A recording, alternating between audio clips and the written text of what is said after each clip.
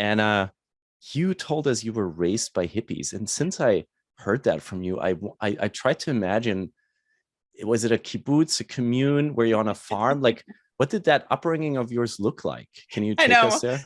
Yeah, my parents are like, stop saying that. People just envision us on this commune with these like wildly flowing dresses. But I like to envision my mom and dad like that. No, so it wasn't on a commune. There was no big initiative, but these two big-hearted humans, who really believed and fought in the 60s and stood up for things that were really important to them in their communities.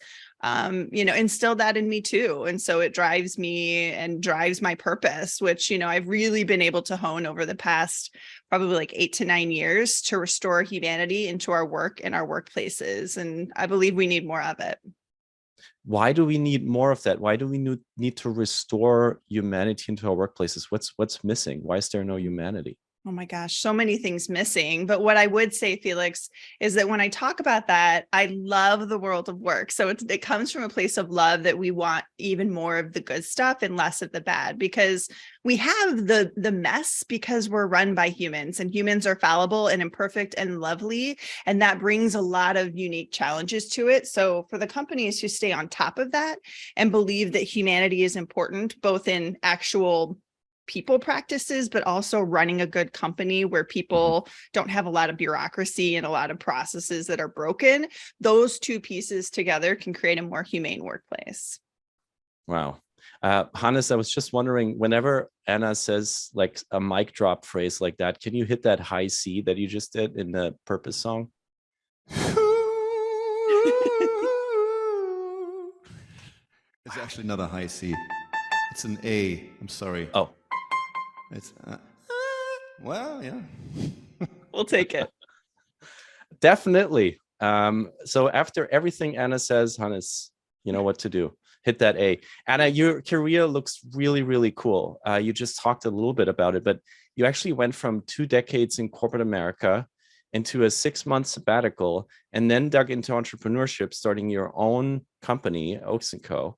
And then your latest transition just a year ago, going from, and I can't say this often enough, head of people to editor. And coming from the world of journalism, this is not something I have ever seen before. So first question, and congratulations, by the way, we'll hear that high A after you talk. Who empowered you to make that transition inside Quartz, inside the company, from head of people to editor? Yeah, I'll be gracious and talk about the editor-in-chief in a second, but I guess I want to say something that I think will be helpful to other people, that I think the permission had to come from me first, that I was open to different things, and that I set the tone that I was open and ready to work on the world of work in unique ways, right? And so I planted that seed from the very first interview with Zach Seward, who's been our editor-in-chief. And just a great, talented, strategic thinker. And we had a big vision for me becoming sort of the general manager over Quartz at Work, right? And maybe we start a consulting services business. Maybe we create this giant repository of service journalism that's really going to help the companies, the leaders, and the people. That's really our focus right now, is creating the repository. And then really, when I made the decision, we were purchased. So there was an event that happened that sort of shook things up, Felix. And I had a decision to make. Was I going to stay in this role and join this new company on their people team? Geo Media, right? Acquired. Yeah, Quartz. Geo Media. Yep, sure. Same company that bought The Onion, couple of the other organizations. So I had a decision to make, and Zach and I had some great conversations, and he said, I'd really like you to think about the editor role. And I was like, I don't think, who, me? Because you do have that moment of like, is this the best idea? I want to do what's best for the brand. But we had built such strong trust. As a head of people, I try to bring a unique I guess, approach to that. So Zach and I had a very close relationship, very trusting. And he said, look, I know you can do it. You've proven to be a strategic thinker, somebody who figures things out and knows how to use their resources. So let's give this a try and sort of see what this experiment could bring to the role that would be slightly different from a normal editor. Fantastic. What was different?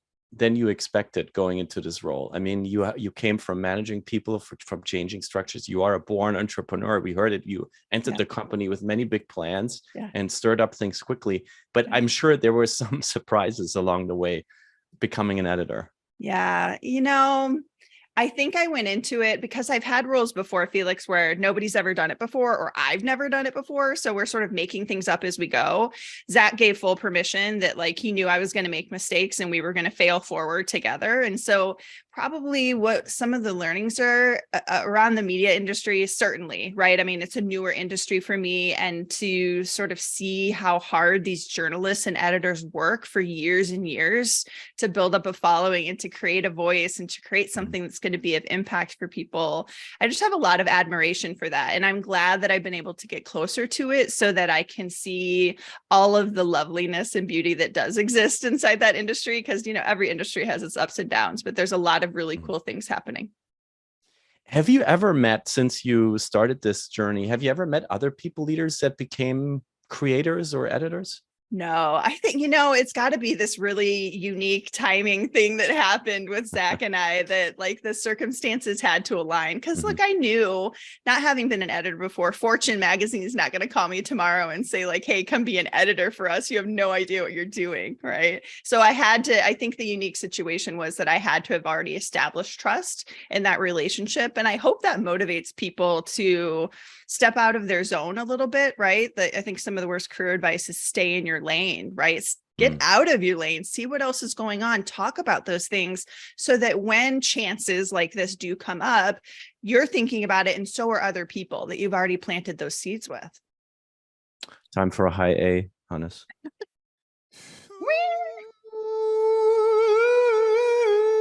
Yeah. It's working so well. Thank you. No, but seriously, and we have people here in the room, looking at Kyoko's many years in the industry, learning development expert, HR leader, Brendan, very experienced people leader, Rashad, huge corporate experience, Robin, media leader, like so many people here. And of course, Anne, as a remote work expert, that have a strong voice and a strong opinion, and that probably are thinking sometimes, should I put myself more out there? Should I become more of a storyteller, a voice? And it's also, I ask myself that question every day, because obviously we're building a small but powerful media brand here with Remote Daily, and it's community driven, and it relies on the fact that we show what we do. And I have a very hard time doing it. And you told us something in a prep call saying, well, you get out there and you have to try to create multiple times. You have to write those 20 blog posts. You have to practice, get better at it. Sure, I know, but this also requires you to allow yourself to fail and to maybe not be great, especially not in the beginning. So what advice do you have for all the perfectionists in the room? I'm asking for a good friend here, to actually do this and relieve this pressure that we all put on ourselves. Like this can't be, I can't do this wrong. I have to get this right from the start. Like, what advice do you have for us? I will say, I want people to do, how people say do it scared. I will say do it scare-sighted, right? Do it a combination between scary and excited. Like let yourself feel the good things that could happen from this, and let yourself allow yourself that space to say like, yeah, this is really scary. I'm putting myself out there in a really big way. And yes, I could fail epically, but I think because I've been through some pretty hard stuff in my life, Felix, like I'm a domestic abuse survivor. Like there are just things in my life that have been so much more tough than this, that I think I have figured out. I figured it out before. I'm going to figure it out again, and I'm going to be humble, and I'm going to ask questions, and I'm going to try to pay attention. That's an important part of it. If I just kept doing it messy and just kept messing up and not learn from anything, there's got to be some of that learning and growth in there too. So I would say do it scare-sighted. Wow, very powerful advice. And first of all, thank you for sharing this personal side of why you are a tough cookie, and why you are not scared to put yourself out there, because you have experienced things much worse that you had to deal with. But also thank you for advising us on looking into the fear or the scares that we have. What if this person doesn't like what we post, or what if these people react like that and that? So the things that are making us afraid when we put things out there. Thank you for saying that. I think this is a huge encouragement. However, though, now I have to ask you, are you ever afraid to get canceled? Like to really put something out there and boom? A little bit. Yeah. Yeah. A little bit in terms of, I went into this specifically, and I'll give one example. I think it was the second month of the role where I decided to do a 4-part series for our weekly newsletter on women at work. And as part of that, I wanted to do one of the weeks on creating a trans inclusive workplace. And that is not something that we had written heavily about before. It's not something you see a lot in terms of the actual tactics of how to do this. Like, yes, we can write about how we should be creating a trans inclusive workplace, but how the heck are we going to do that? Right. So enlisting people who have been on that journey and who have, trans women who are on that journey to write for us and to share those experiences, and some of the other experts. And it made me nervous. We got a little feedback, some people maybe had a few things to say, but I think overall, I go back to is what I'm trying to write about or push for, what I'm trying to create. So let's just put that as a commonplace between all of us. We're all creators of some kind. So is what I'm trying to create here for the better good, right? Can I say that this is here for the better good? We're doing this to create some positive change. And I feel like if I can say that, then it pushes down on the scaries and it pushes up on the excited part. And you've got so many talented people on this call, Felix. I mean, you're listing all these great, people practitioners who are doing this work. We've got amazingly well-rounded skill sets. We are incredibly strategic. I mean, we all have our different strengths, but there are so many things that you could do to apply those. Thank you. And I guess trying to paraphrase what you just said is the reward sort of outgrows the fear or the risk, maybe. Yep. I think it has to. And look, I understand that the actual act of being canceled has some severe consequences to that. I don't really worry that what I'm doing has even enough legs to do that, right? Maybe I'm putting it into perspective that although this feels really big and scary, I am one human in a really large sea of humans, and it's not that big of a deal. Like, I kind of have to remind myself and put that into perspective too, that if I don't overblow it and I'm just out there for the good of the cause, I think we can make some pretty good pokes. You put yourself out there all the time, and I'm just going to share in the chat here. You just started a new video podcast, Reworking Work. First episode is with Ariana Huffington. Yeah. I just had a look. It's great. You're just, doing all these new things all the time, and that is risky. That is being vulnerable, and that is leadership, as we are all craving for.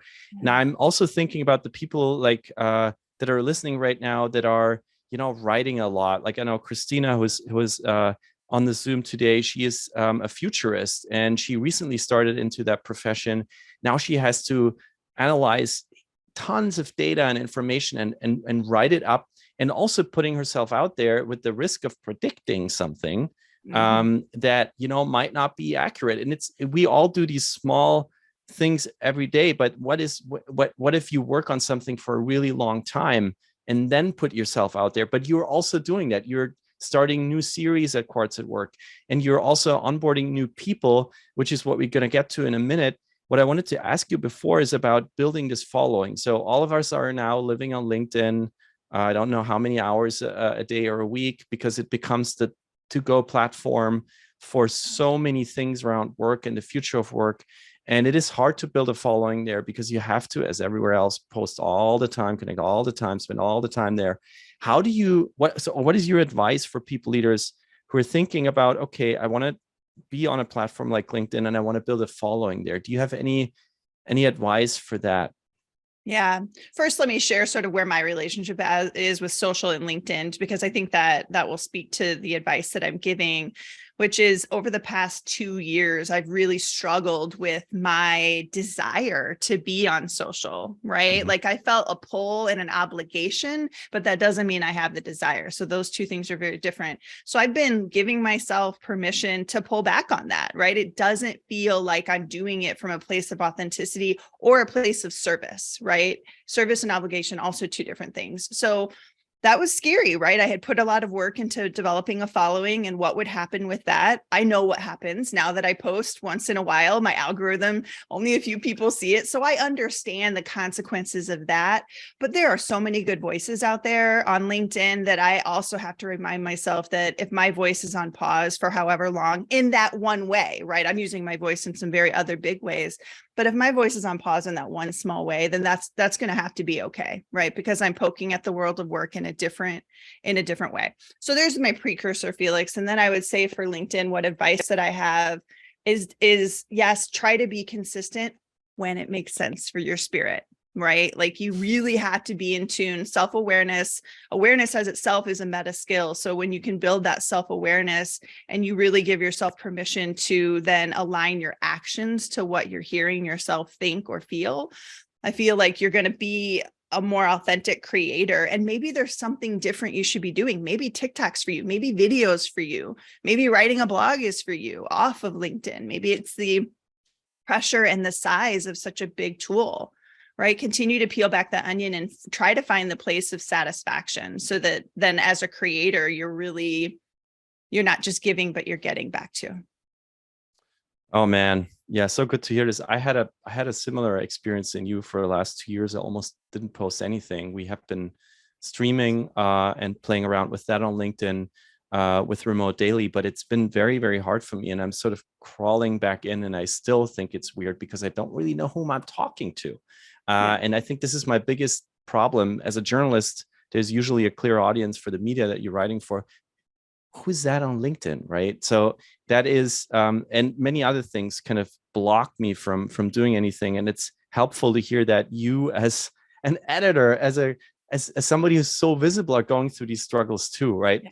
So now I have to share that when we met for the first time, thanks to Robin Monheit, who was just here for a few minutes, huge shout out to her. I was immediately amazed by what you're doing and amazed by a people leader who's now a creator and editor. And then you said, let's collaborate. And I'm so glad that you opened that door for us. And it's really, it was a big week for us at Remote Daily because, and I'm going to share that in the chat now, we are now able to share some of the learnings and the insights that our community and our guests create here on Remote Daily on Quartz. And the first piece just dropped this week. It is coming from our job hour event where we had multiple people speak about the job market and speak about how to find work these days in this weird job market that's sort of like at a historic low when it comes to unemployment, but there's a lot of open jobs, but then also a lot of people get laid off in certain industries. So thank you, Anna, for supporting Remote Daily and for collaborating. But of course, I also want to ask for everybody who is in the audience today, you are, as far as I know, not satisfied now that Remote Daily is collaborating and I am writing. You're looking for more contributors in the future. So for everybody who is listening and interested, what are you looking for? What kind of voices, what kind of topics can people reach out to you with? Yeah, let me brag on you for a second, which will lead to what I'm looking for. The piece that you wrote, and the community that you've had, because that came from an event, already has received great feedback, Felix, of people saying like those were actually unique tactics. So we said 6 hacks for job hunting after layoffs. Everybody's expecting to see the same old things, but we really are trying for Quartz at Work to have a fresh voice, right? A lot has been, let's pick a common topic like DEI. A lot has been written about that. What are we going to say that's different? What kind of tactics under that service journalism umbrella are we really going to put out there so that people can say, oh, it didn't just motivate me to do something differently. It told me what I could pick up off the shelf and try. And so we want to do that in really big ways on how to transform an organization, right? We just wrote a piece last week from PepsiCo. I interviewed Athena Korora for my reworking work, Athena Kinura. And had a great conversation about how PepsiCo is transforming this behemoth organization, but we can also give a small tip on how to create a trans inclusive workplace just by creating a new program within your company or a new process too. So I'll say that, Felix, and then remind me why I even started talking about this question. Can you remind me? I was asking for everybody who's listening and is interested in contributing Yes. to Quartz at Work, what kind of, you said fresh voices, what kind of maybe topics you're looking for? Yeah, fresh voices is a big part of it. And if anybody's familiar and has read Quartz, I think you'll see the voiciness of Quartz, the having an opinion, the giving yourself permission. This goes back to giving yourself permission to not write necessarily a book report, but to write something that says something, right? That has an opinion and that includes those tactics. And what are we looking for? I mean, AI is a huge topic. DEI is a huge topic. Leadership, what's truly going to make leadership a better role for people to aspire to or to have, and one that's of impact for organizations. So I think, all of the normal things that are out there that we're thinking about, if we can poke in a fresh way, even if it's a shorter piece, that's what we're really trying to bring to our audience. All right. Well, your contact is in the chat, and people can get in touch with you. I highly recommend it. It's a pure bliss to work with you. And it's just amazing to know that behind the editor, Anna, there's the people leader, Anna, and the people leader, Anna, will always also look at these pieces and at everything that's written and know whether it's relevant for the audience. And for the last part of our conversation, Anna, I wanted to bring it back to your personal mission. Yeah. Restoring humanity into our work and workplaces. When I read this, I'm like, whew. This almost asks for a high A from Hannes after this question. Oh, there he is. Hannes, this is becoming a thing. Please, let's always do that. I'll always give you different notes, and then I'll chime in on the trumpet eventually. How far, Anna, did you get at this at Quartz? Like when you say, this is my mission, and you were the people leader, how far did you get with this huge goal of yours, restoring humanity in a workplace at Quartz? Yeah. I love to say, and I really do think that I got pretty far. I got pretty far at Quartz. I wasn't there, but less than a year when the editor change came up. But I got far because they wanted me to get far, which is point number one. They were looking for a partner to sit on their executive team who had been a member of executive teams before, a grown up at the table, as Catherine Bell, our old editor, is saying. So I was able to bring that experience of being a consultative internal resource that isn't only worried about traditional HR things that maybe the executives would think like, oh, we need help with our compensation program. We're a global company. How should we be paying people differently? But they're also then were open to me. And again, this is me giving myself permission to speak into this, but open to me really helping our operations improve. And that to me, Felix, is how we restore humanity. People hear I was raised by hippies. People hear that I want humanity in the work, and they think, oh, I'm like this bleeding heart. Yes, I love humans and I really want to put them to good work. The way that we do that is through better operations. The way we do that is removing bureaucracy from organizations, removing poor leadership, designing better ways of working together so that we can operationalize these cultures that we say are so important to us. I want to see that put into work. So that's really where it goes. So you're basically saying we can talk about culture all day and do team building exercises. If we don't change your operations, it's not going to work. But is there an example for how you did that at Quartz? Like, did you remove something? What did you change in operations? Maybe there's an example you can share. Certainly at Quartz, I think that we got to the place that we needed to sell. I was a guiding force, not saying that we need to sell and we need to do that, but I was a guiding force in figuring out what do we have left in us that could help us as a company, right? And financial was a big part of that, but also continuing to nurture. I can't take credit for the company that Quartzians have built because it's an amazingly unique. It's probably one of the best places I've worked, and it has some really unique magic to it. My job, Felix, was to come in and nurture that even more. So let me give you the example of one simple process I put into place. I asked our leaders every week. I came onto Slack and talked to the people leaders, and I would write a short blurb. Didn't want it to be a full blog, but I wanted it to be short. And I called them Tether Talks. And because here's the vision that I had is that our employees are like the basket on a hot air balloon. And they need to be, our employees are the balloon on top of the basket of a hot air balloon. And they need to be tethered to the organization. They need to be strongly secured in order to feel engaged and perform well. But what happens at most organizations is that those ropes that are tethering the balloon to the basket become frayed over time. And then we have, outside of those cell phone where they have those really skinny balloons and they're dancing outside of like cell phone sales places. They want you to come and look at their thing. That's what we turn out. We have one little base holding us to, and they're just puffing up air, making us feel like we're actually engaged. And it's not a true thing. What we really need is to be secured. So I started that practice and started putting a motivational and some guidance into our Slack every week. And then I created a process where they would have tether talks with their people. And I coached them on how to have these retention conversations, right? So that's an example of a people practice, but these leaders really felt that this is how they were going to run their departments better. And they got that out of that because that's the intention that we set going in. This wasn't just a, hey, how you doing? I really want you to know I care about you. This was, how can we collectively work better? It's my favorite question. What could we be doing better or differently to get better results? There's got to be something we can do better or differently to get those results that we're looking for. And so we keep poking until we get closer to it. And so just to understand, you basically established a ritual between the leaders and their direct reports where they ask, instead of the typical, oh, what's going on? What are you doing this week? Mm-hmm. They ask that fundamental question over and over again.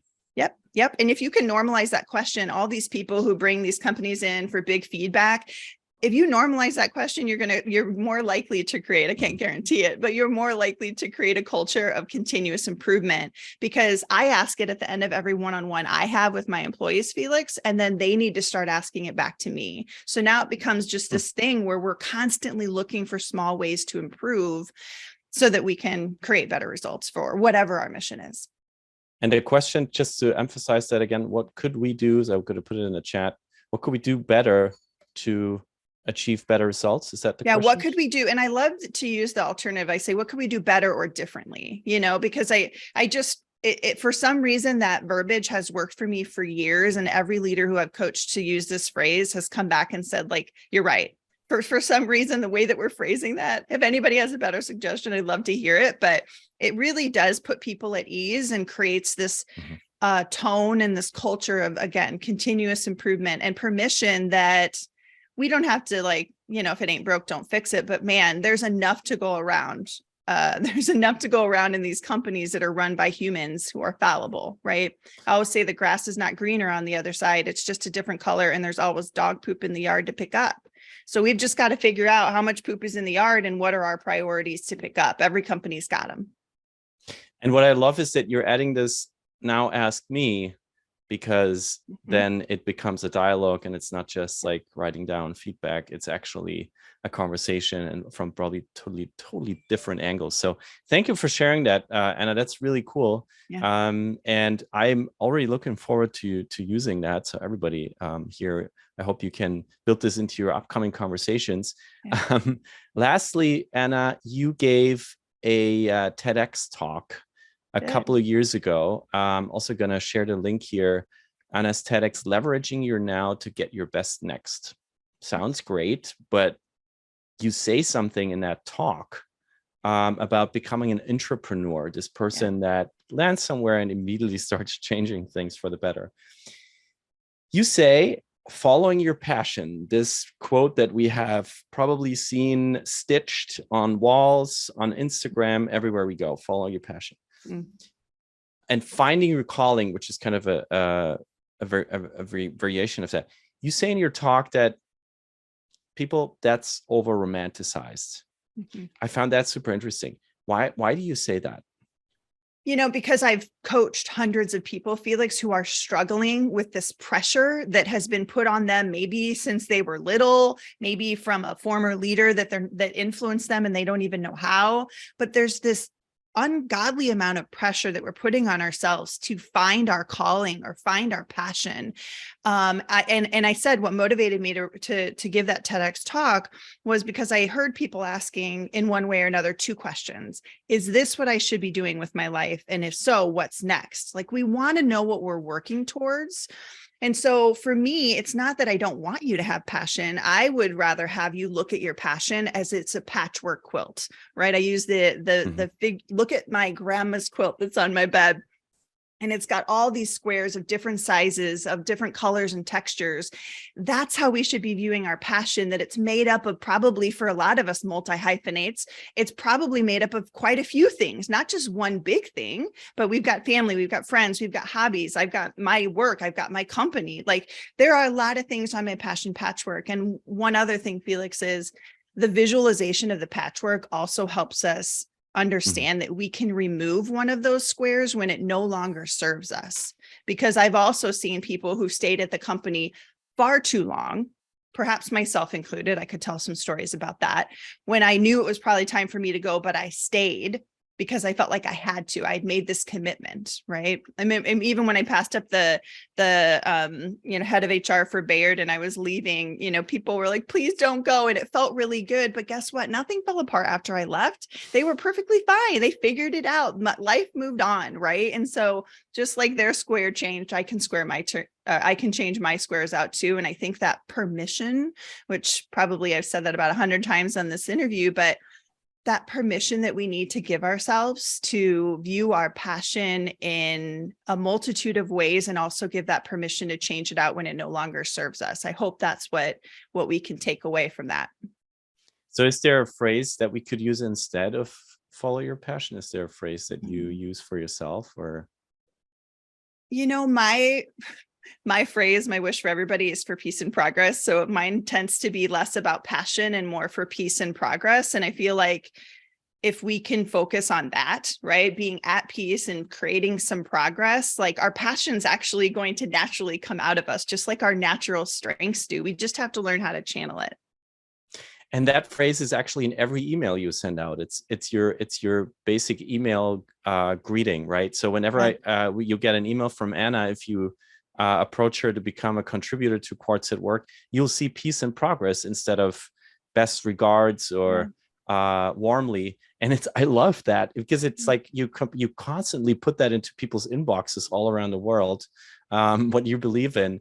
And I also I just want to you want to appreciate that you are taking that phrase that so many people use over and over and over again and say, wait a second, it doesn't work like that. There's not one single passion, and you don't have to, put yourself into that pressure box of saying, if I don't get there, right, if I don't become that, then I haven't made it.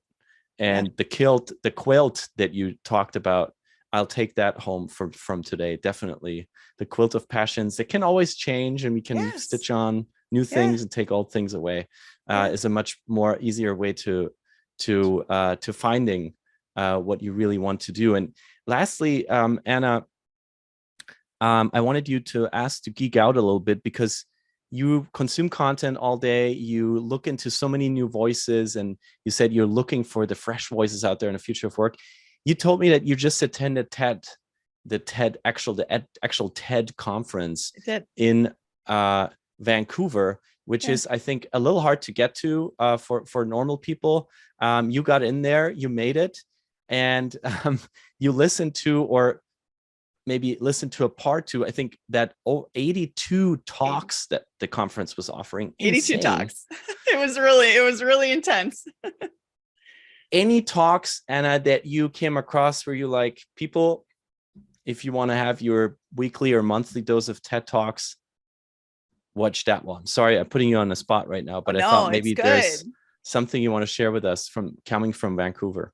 It's good. In fact, I've told a lot of people about this talk. There's a conservation tech researcher. First of all, I love that that's a thing, that there's a conservation researcher who's focused only on tech. Her name is Karen Baker, and she wrote a book called Sounds of Life, and she gave a TED Talk on a very similar topic. And honestly, the talk itself was about low frequency animal noises.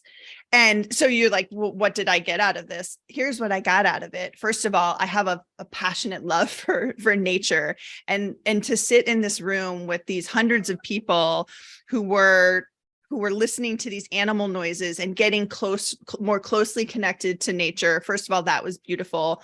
But one of the other things that I loved is how passionate Karen was about her work. I mean, obviously she's standing on the TED stage. She's got to show some passion. But Felix, every time she would play a noise, she'd stand up there with like her arms crossed, listening to the noises. And she had this like proud mama look on her face because she was so proud of these animals making these noises, and you could tell how much she loved it. And it was just a good reminder for me that like, do what you love, and you don't have to love it all, but find those little things that create that joy for you. And I still, every time I think about her smile on that stage and listening to her work, right? We don't always get to do that. She gets to do that in a really audible way. Can we listen to our work, and can we find some more of that joy? So that's why that one was definitely one of my tops. Wow, Karen Baker, I just found her. The TED Talk is not online yet because TED releases these talks from the conference over a large amount of time. But there is a talk from her just from a few weeks ago at Google where she talks about the sounds of life. And this is your recommendation. And I love, oh my God, I love the whole project. I just had a chance to listen to Asa Raskin, who will hopefully be on the show soon, who is actually using the sounds of animals to create patterns supported by AI, and is hoping to decipher and actually communicate with animals through AI, has set up a large nonprofit around that. And I'm so glad that, you know, this finds such a big stage, this topic, and that you didn't only talk about the content, but also about the way the person reacted to what they're doing, because that's what we've been talking about today. This is it. Anna, what can we do to support you? This is something we ask every guest on the show before you start into your weekend. How can we as a community support you? You know what? If I had a request for how you could support me, it would be to start a conversation wherever you work about what we could be doing better or differently. Like, that's what I want. Like, that's why I do this work, Felix, and put myself out there, even when it's scary, is that I want to plant more seeds. Most of them I will never get to see how they're watered, but I want to plant those seeds so that people are poking at their world of work. Because I promise you, I've been in some of the best companies out there on whatever list, and even they have things that they could do better or differently. And so ask that question, start poking away, because, and I don't think we should poke. I think we should poke until, is the phrase I use, until we feel like we understand why things are going the way that they are. Because again, some of that dog poop just needs to stay in the yard. We're never going to get to all the problems that exist within a system, but start to get to the ones, even if they're really small, right? Somebody told me one time, could you delay the Slack messages after 5 every day that you send me? I was like, yes, it's a little thing, but guess what? It's something I could do better or differently to give that person more peace and progress in their day. So you do it. Ask, what could we do better? And what could we do differently? What a beautiful message to go into the weekend with. And I want to thank you, Anna, for being our guest today. Next week on Remote Daily, we continue this conversation in a different way. We host 2 leaders who were recently laid off at Twitter. And we talk to them about the grief, the heartache, the shock, and also the resurgence that comes with first losing your identity and your life center and your colleagues, by losing your job, and then getting back out there. It's scary, as Anna said, and, you know, start putting yourself out there again and starting to find a new role and starting to be very, very open and vulnerable. And they also will share how they found their new roles. As a matter of fact, one of them just posted on LinkedIn today that she started a new job. You can also find Robin Monheit and Maleka Nicholas, 2 Twitter leaders who have now found new roles, in our Quartz piece, as I had the chance to listen to them a few weeks ago already. And I'm so looking forward to the session, and your questions, as always, are much appreciated. Have a good weekend, everyone. Peace and progress to all of you. Let's go off mute one last time and wish each other a nice and restful weekend. Bye-bye, everyone. Take care. Peace and progress, peeps.